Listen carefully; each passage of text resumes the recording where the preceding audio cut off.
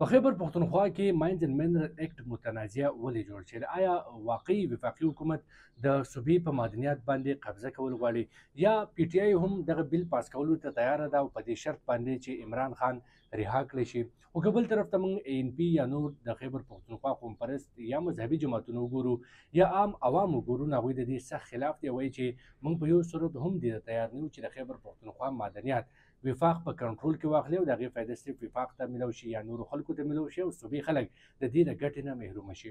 دا اصل معامله سره په دې باندې به زه تفصیل سره خبره کوم، خو تاسو ته ریکوست دی که تاسو زما چینل نوي سبسکرایب کړی نو پلیز دا چینل زما سبسکرایب کړئ. چې کله پاکستان کې د پی ډي ایم حکومت راغی نو دغه دوران د پاکستان معیشت ډیر زیات خراب شوی او ستاسو یاد به چې هر ورځ به دا خبر راته چې پاکستان دیوالیه شو، نن دیوالیه کیږي، دیوالیه کېدو ته نږدې دی. نو هم په دغه ورځو کې یو کونسل جوړ کړی شو اس آی اف سی. اس آی اف سی مطلب دی سپیشل انویسټمنټ فیسیلیټیشن سنټر. په دغه اس آی اف سی کې فوجي چارواکي هم دي او سیویلین هم دي، یعنی د صوبایي او وفاقي حکومتونو نمایندګان هم په دغه کونسل کې شامل دي.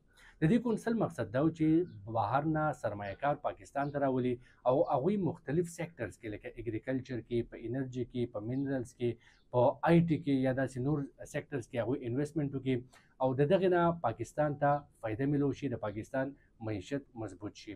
د دې کونسل یو مقصد ورسره دا هم و چې کوم انویسټر راځي د بهر نه هغوی ته ون وینډو سهولت مهیا کړی شي. داسې نه ده چې یو انویسټر راځي هغه په مختلفو دفترو باندې ګرځي او بیا هغه ته مختلف مشکلات وي او هغه خپل سرمایه واخلي واپس لاړ شي، بلکې اس آی اف سی به هغه ته په ون وینډو کې ټول هر قسم سهولیات مهیا کوي او هغه به دلته خپل انویسټمنټ کوي.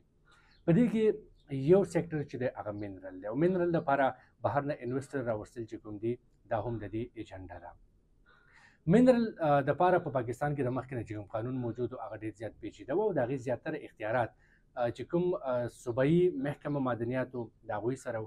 18 امندمنټ چې کله پاکستان په 18 آئیني ترمیم وشو نو په هغې کې صوبو ته د اختیارات ورکړی شوي وو چې د صوبې چې کوم وسایل دي د هغې اختیار به د صوبې سره وي. نو چونکې چې کله بهر نه سرمایه کار راځي هغه په معدنیاتو کې انویسټمنټ کوي، وفاقي حکومت راولي، نو وفاقي حکومت خو بیا هغه صوبې په معدنیاتو باندې د هغه سره خبره نشي کولی. نو دغه د صوبې معدنیات وفاق ته منتقل کولو دپاره یو اکټ تیار شو. دا اکټ اس آی اف سی دا یو ډرافټ تیار کړی دی. په دې کې مختلف قسمه خبرې دي، ډېر اوږد دی خو که زه تاسو ته په شارټکټ کې یو څو ټکو کې ووایم. یو دا دی چې دې نه مخکې به چې کوم لایسنس ورکولی کېده د مایننګ دپاره، پروجیکټ دپاره، یا چاته لیز جاري کېده یا چاته ټیکه ورکولی کېده د منرل د معدنیاتو حوالې سره، نو هغه به محکمه معدنیات ورکوله او دا اختیار ډایرکټر جنرال ته حاصل و. اوس به دا اختیار ډایرکټر جنرال ته نه وي حاصل، یو دوه اتارټیز به جوړولی شي. یو اتارټي به هغې چې هغه به غټ لایسنسونه جاري کړي چې غټ اربونو روپو پروجیکټ دی، ټیکه وي، لیز وي. او دویم اتارټي هغه به هم لایسنس جاري کوي خو هغه به د وړو منصوبو لپاره وي. یعنې دا اختیار د اټارني جنرال نه واخیستلی شو. دا یو دوه اتارټیز به جوړ کړی شي او دغه اتارټیز کې به اوس د وفاقي حکومت نمایندګان هم ناست وي او دې سره سره چې کوم اتارټي جوړ شي لایسنس جاري کوي نو دا دوی به د وفاقي حکومت ته د تجاویزو باندې عمل درآمد کولو هم پابند وي. موږ دا ویلی شو چې کله لایسنس چاته ورکول دي، ټیکه چاته ورکول دي یا ان او سی چاته ورکول دي نو هغه اختیار وفاقي حکومت ته په دې کې لاړ د صوبایي حکومت نه، ځکه چې وفاقي حکومت تجویز ورکړي نو صوبایي حکومت به یې خامخا مني. نو یو پکې دا مسله ده. بل چې د چا په ځمکه کې معدنیات وي نو د هغې اختیار به اوس د حکومت سره وي. چا په هغې باندې لیز یا د چا جایداد دی، ملکیت دی، نو حکومت به هغه ته حصه ورکوي. باقي چې حکومت یې څنګه روباسي، کوم وخت کې روباسي، څومره روباسي، کومه مشینري هلته لګوي، چاته یې ټیکه ورکوي، دا اختیار به هم اوس د حکومت سره وي.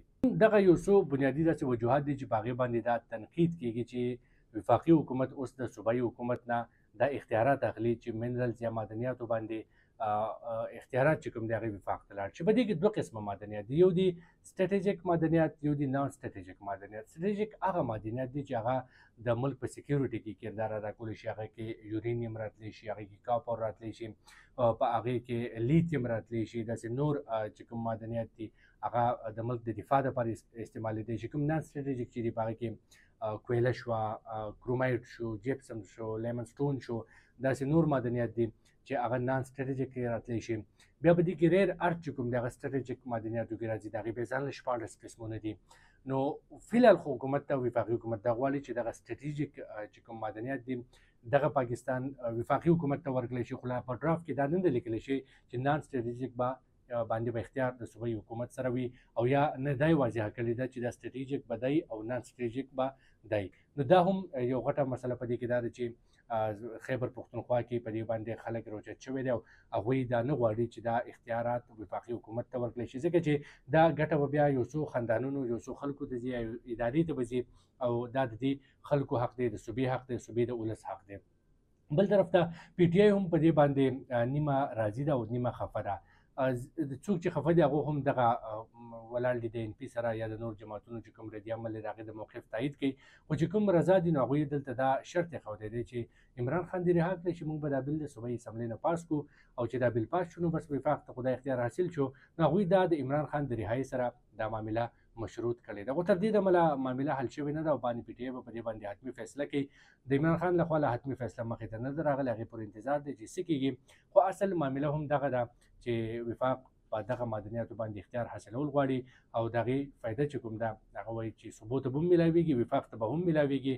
دا صرف د خیبر پښتونخوا نه په بلوچستان کې هم داسې بل پیش شوی، خو دغه بل پاس شوی دی ځکه چې هلته د نون لیګ او پیپلز پارټۍ حکومت دی، او هغه دومره سخت دی چې بلوچستان حکومت به هم وفاق ته په دې باندې بیا تجویز نشي ورکولی چې دا کار دې داسې وشي یا ونه شي، یعنې مکمل کنټرول د بلوچستان په معدنیاتو باندې وفاق ته ورکړی شوی دی.